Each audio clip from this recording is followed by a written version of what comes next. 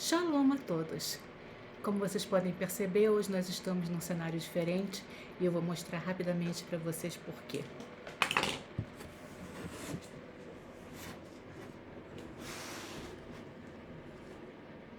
Eu estou de mudança e na semana que vem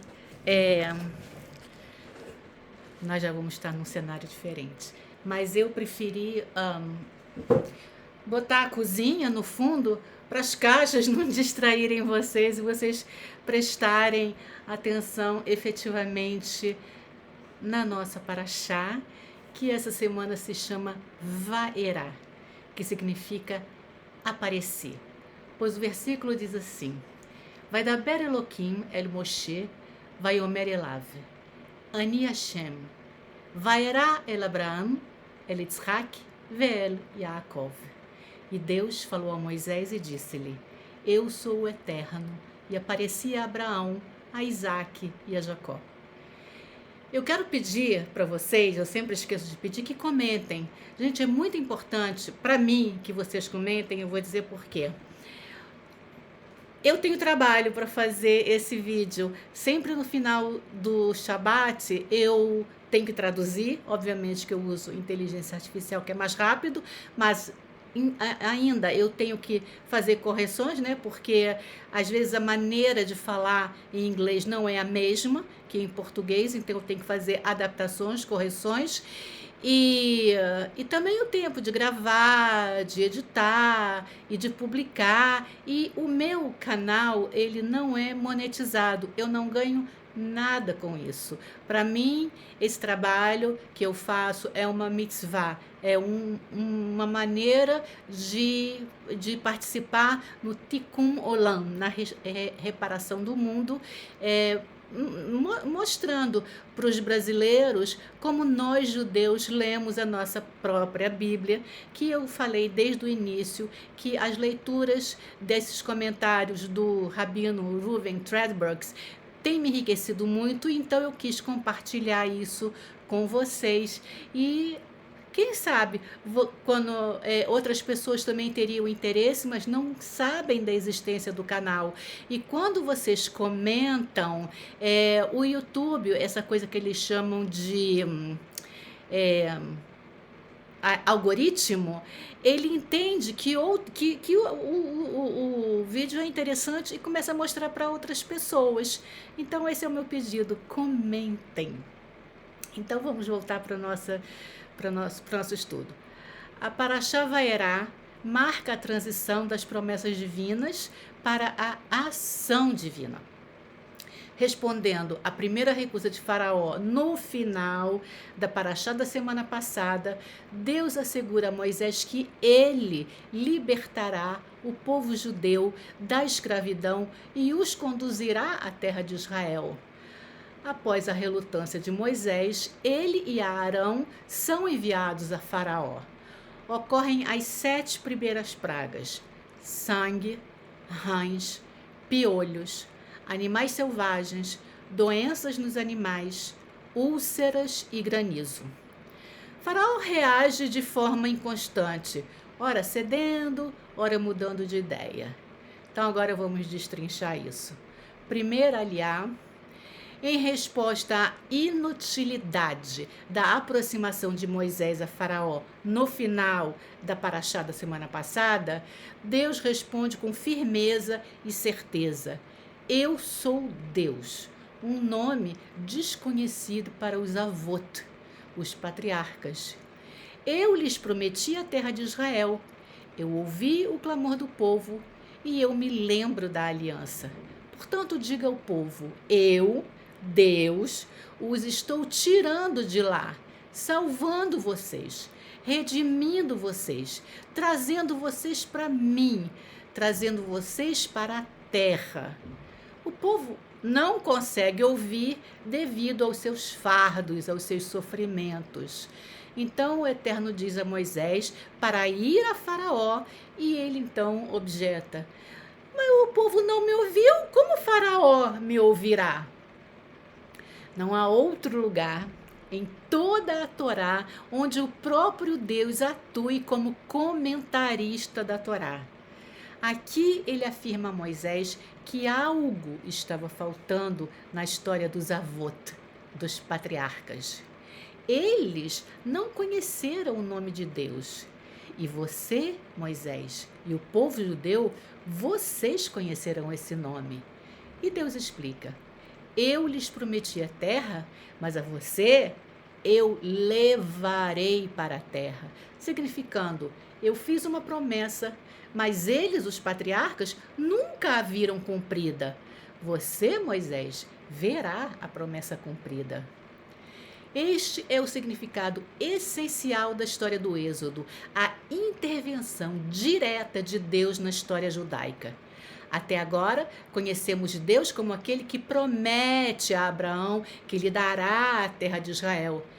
Mas ainda não vimos essa promessa se tornar realidade.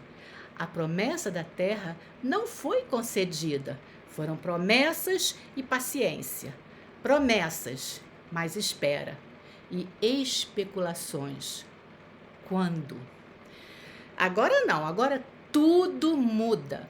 Pela primeira vez, ele nos diz exatamente o que fará e acontece imediatamente. Deus diz a Moisés e ao povo, em detalhes vívidos, exatamente o que ele fará: tirá-los de lá, salvá-los, redimi-los, trazê-los para si, trazê-los para a terra. Esta é uma lição profunda, tanto sobre como Deus age no mundo, como sobre como ele não age no mundo.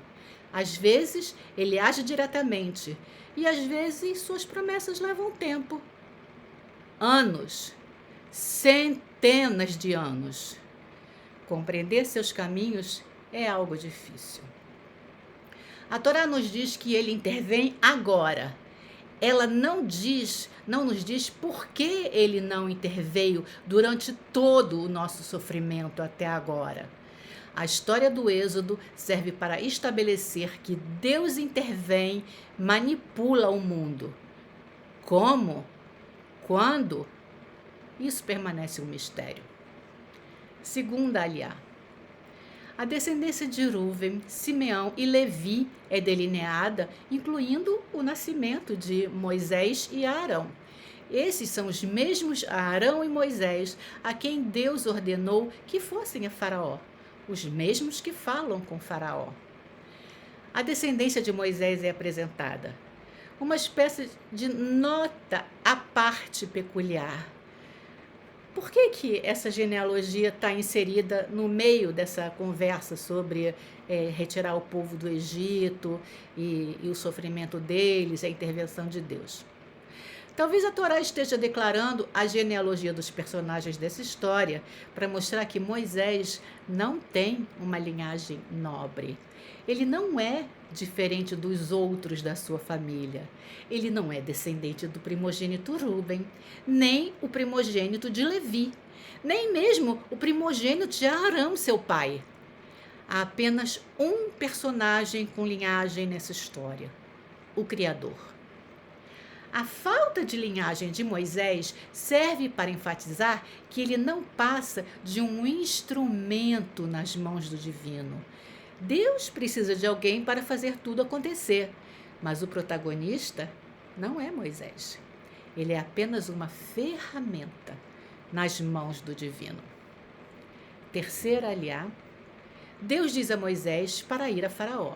Moisés protesta: mas eu não tenho uma boa oratória. Como Faraó me ouvirá? Deus diz a Moisés: estou fazendo de você o juiz de Faraó e a Arão seu porta-voz. Endurecerei o coração de Faraó, ele não vos ouvirá.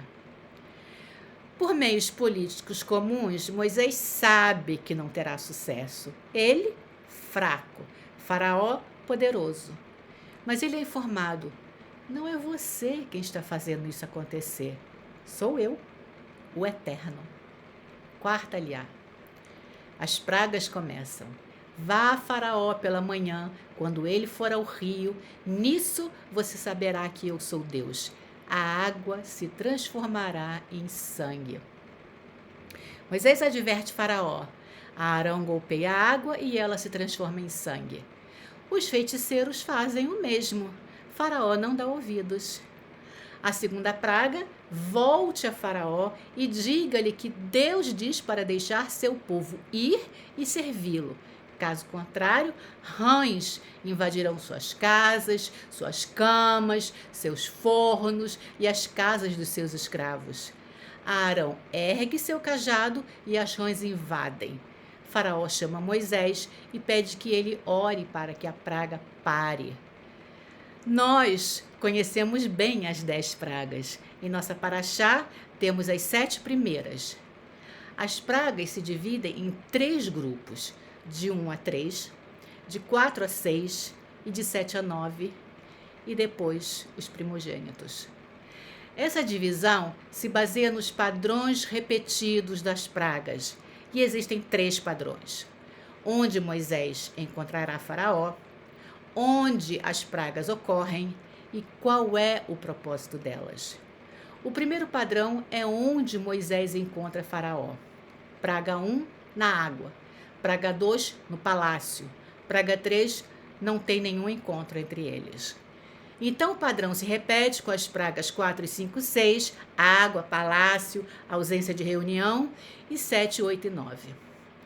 O segundo padrão é onde as pragas ocorrem: água, terra e céu. E um padrão do propósito das pragas: para que saibam que eu sou Deus, que eu sou Deus no meio da terra e que não há ninguém como eu. Quinta aliá: Moisés ora, as rãs desaparecem. Faraó volta a endurecer o coração. Terceira praga: Arão levanta seu cajado, piolhos invadem homens e animais. Os feiticeiros tentam imitar, mas não obtêm sucesso. Eles avisam a Faraó: isso é o dedo de Deus. Mas Faraó não ouve. Quarta praga: vá até Faraó pela manhã, quando ele for ao rio. Diga-lhe: haverá animais selvagens no Egito, mas não na terra de Góshen. Nisso você saberá que eu sou Deus no meio da terra. Esse primeiro conjunto de pragas tem origem na água. A água se transforma em sangue e rãs emergem da água. O Nilo é a fonte de toda a agricultura no Egito através da sua irrigação por inundação. É a fonte de toda a vida e a ele é atribuída divindade. Naturalmente, no mundo da idolatria, as forças mais poderosas recebem atributo de divindade e o Nilo é poderoso. Portanto, é o primeiro a ser atingido. Seu Deus se torna uma espécie de farsa diante do Deus Todo-Poderoso. A água se transforma em sangue, a vida se transforma em morte. Rãs por todo o Egito. Os peixes e rãs mortos cheiram mal. Seu Deus se tornou uma piada. E a Torá afirma isso. Moisés diz na advertência a Faraó: para que saibas que eu sou Deus. O padrão das pragas é o seguinte: 2 pragas emergem da água, seguidas de uma praga que ataca o corpo. As 2 primeiras são avisos. A terceira não. Sexta aliá: a praga dos animais acontece. Faraó concorda em permitir que o povo parta para celebrar no deserto. Moisés ora pelo fim da praga e Faraó muda de ideia. Quinta praga: volte a Faraó, os animais serão atingidos por doença e os animais dos judeus serão poupados. Faraó verificou e viu que era verdade, mas endureceu o coração. Sexta praga: Moisés lança poeira no céu diante de Faraó. Ela se transformou em furúnculos e bolhas em animais e pessoas. E Deus endureceu o coração de Faraó. Sétima praga: Moisés, vá a Faraó pela manhã. Com esta praga vocês saberão que não há ninguém semelhante a mim. As pragas 4 e 5 repetem o padrão. Primeiro um aviso no rio, depois um aviso no palácio, e ambas ocorrem na terra, atacando animais.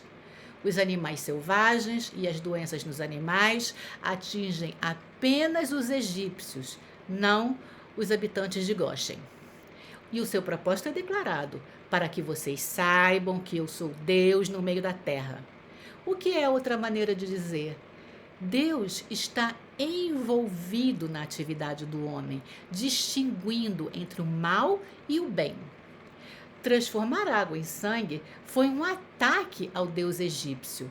Agora vocês sabem que eu sou Deus. Aqui, a praga distingue entre as pessoas, os egípcios e os judeus, para ensinar: eu sou Deus agindo no meio da terra. A 7ª praga inicia a próxima série de 3 pragas vindas do céu. E seu propósito é declarado, de novo: não há ninguém como eu. 7ª, aliá. Uma chuva de granizo cairá e matará todos pelo seu caminho.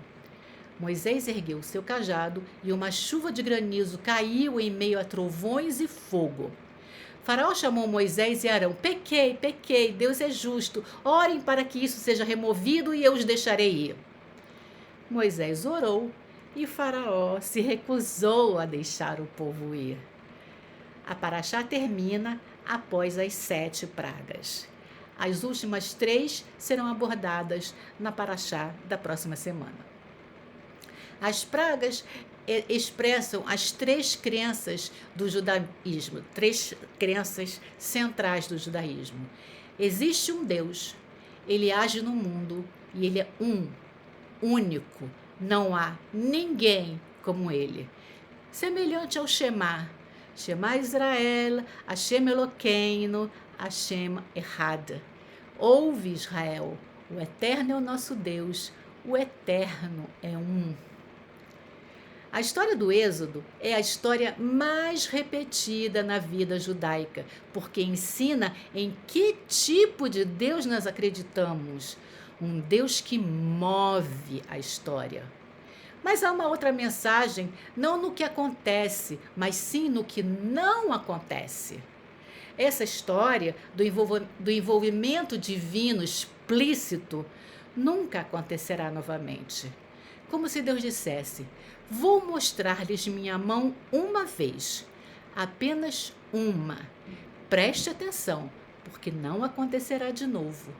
Mas eu estou fazendo isso porque eu sei como é difícil para vocês não poderem me ver. Observem atentamente.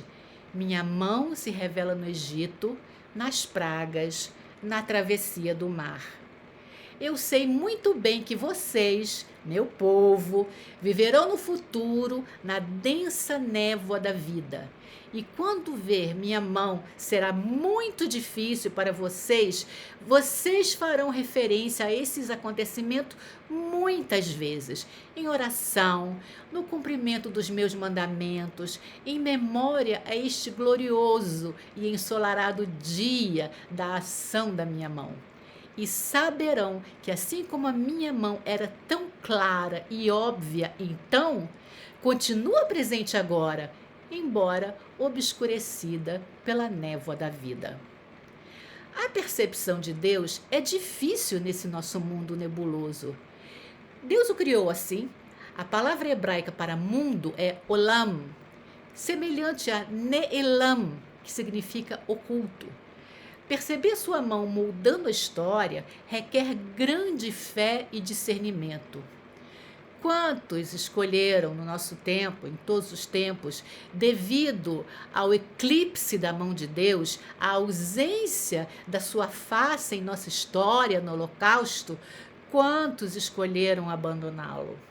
Mas nós, que temos o privilégio de caminhar em nossa terra, vislumbramos novamente sua mão na história.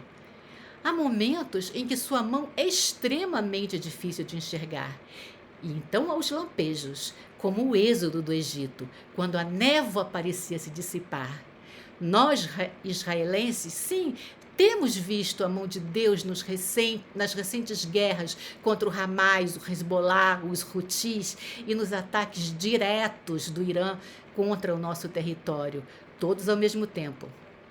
Nesses momentos, nós sentimos o quanto somos guardados, protegidos e abençoados. Shavua Tov.